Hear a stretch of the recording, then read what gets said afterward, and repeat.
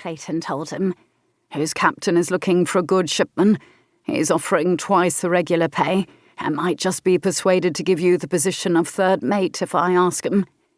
He paused, dangling the reward as bait. "Of course, that all depends on what information you can give me."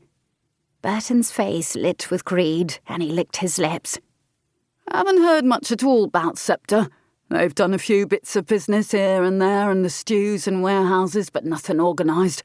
Mostly by their old managers trying to carry on the businesses without them. They're like dogs after scraps, trying to pick up what they can while the going's still good. Others are making for the continent or up north to stay one step out of Newgate." He gave a ghastly grin of amusement that showed 3 missing teeth and a lip permanently scarred from an old fight. "Scurrying around like rats they are, looking for holes to run into and places to hide. And their leader?" Hawking's execution would have created the perfect opportunity for an underling to seize control. "Who's attempting to organise them?" "No one. I told you, it's done for." "But you've heard rumours. What are they saying?" When Burton didn't answer, Clayton clacked his tongue.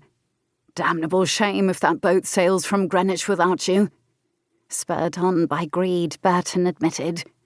"Just stories floating round the docks that a new leader's arriving soon from the continent, ready to drop in and scoop up the reins." "You don't believe them?" "I don't believe that anyone with half a mind would risk finding his own neck in a noose the same way Hawking done." Clayton's heart skipped. No one outside the Home Office knew that the late Marquis of Hawking had been connected to Scepter. He'd been arrested, tried and executed for the kidnapping and attempted murder of Baroness Rowland and her son, along with a litany of other treasonous and murderous acts. But not once had Scepter's name been mentioned in any part of the proceedings. Clayton kept his voice controlled as he calmly asked, "How do you know about Hawking's connection to Scepter?" Burton's eyes flared at his mistake.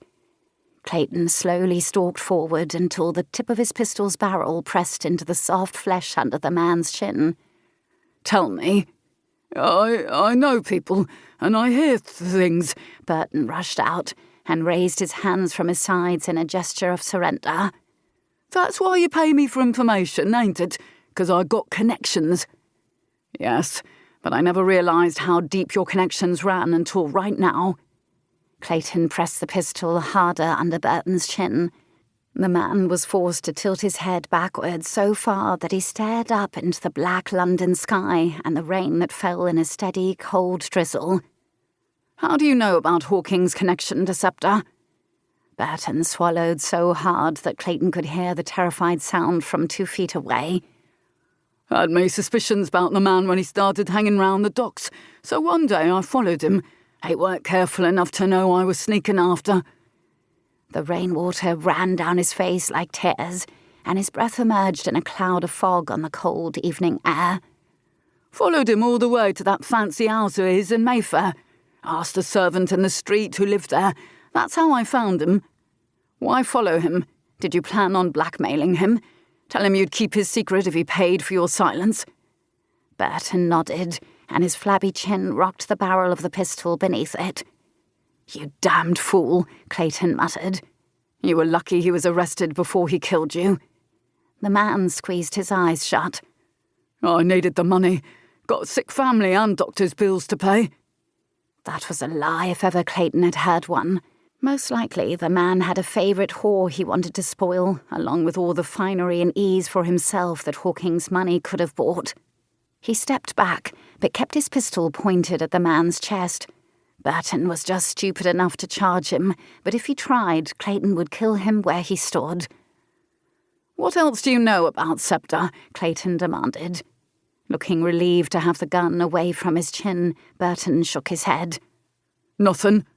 Don't lie to me, you son of a... Nothing!" Clayton pointed the pistol at Burton's head and stared down the barrel. "1. I told you everything I know, I swear it. 2. All right, please." Burton put up his hands in a gesture of mercy and shook violently, a coward at heart. "All the men left in Scepter are just waiting, sitting low and waiting for a signal." Hawking had said the same to Clayton before he was...